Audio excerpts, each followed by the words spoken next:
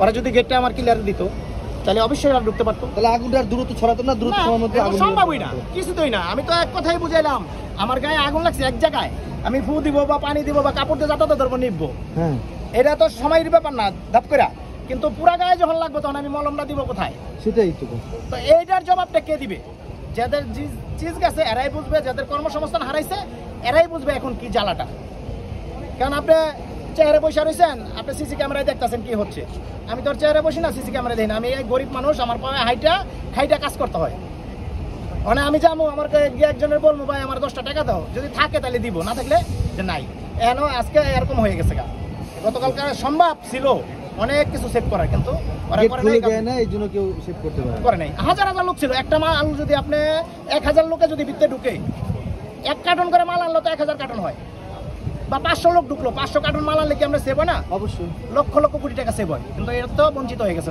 সর্বশেষ কি দেখছেন এখন? কি মনে এখন এই যে এখন ওই যে আগুন ধরছে, দেখেন এই যে এখন আগুন জ্বলতেছে, তাহলে কি ওরা কি ফায়ার সার্ভিস আসছে বা কি কাজ করছে? এটা যে বাঙালি খালি এইখানে না, গার্মেন্টস শিল্পতে ধস নামবে, এটা কে দেখবে?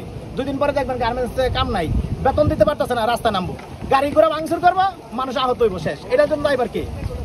সময় মতো পৌঁছাতে দেওয়া হয়নি, বিষয়টি যদি একটু তুলে বলতেন। ভাই এটা আমার কথা না, পুরো এয়ারপোর্টে কালকা যারা 2টার পর থেকে ছিল, হাজার হাজার লোক ছিল, সবার কথা একটাই, ফায়ার সার্ভিসের গাড়িগুলো সবে 8 নম্বর গেটে 1 ঘন্টা থেকে 1 ঘন্টা পর্যন্ত বসা ছিল, ঢুকতে দেয় নাই, ওদের অনুমতি নাই, অনুমতি নাই। আমার গায়ে আগুন লাগছে, আমারে বাঁচাইবেন না আপনি ডাক্তার লয়ে খেলামেলা, তাহলে ওই মানাতো।